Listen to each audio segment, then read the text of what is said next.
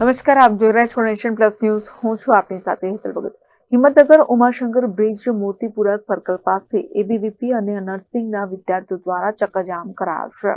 Himmatnagar Umashankar bridge Motipura circle પાસે ABVP અને નર્સિંગના વિદ્યાર્થીઓ દ્વારા ચક્કાજામ કરવામાં આવ્યો છે. સાબરકાંઠાના સ્ટેટ હાઈવે પર માર્ગો ઉપર એબીવીપી વિદ્યાર્થી પરિષદે નર્સિંગના વિદ્યાર્થીઓ નોંધાવ્યો હતો વિરોધ. SC/STના વિદ્યાર્થીઓને સ્કોલરશીપ બંધ કરાતા આ વિરોધ નોંધાવવામાં આવ્યો છે, જેમાં એબીવીપી વિદ્યાર્થી પરિષદે હિંમતનગર બાયપાસ રોડ પર ચક્કાજામ કરી દેખાવો કર્યો હતો. સૂત્રોચ્ચાર સાથે વિદ્યાર્થી તેમજ વિદ્યાર્થીનીઓએ નોંધાવ્યો છે વિરોધ.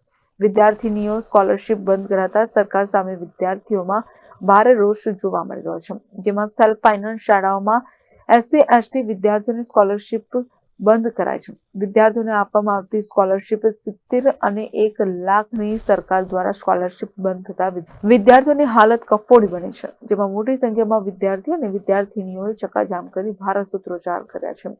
હાઈવે રોડ પર ચક્કાજામ કરી વિરોધ દર્શાવતા વિદ્યાર્થીઓની અટકાયત કરવામાં આવી છે.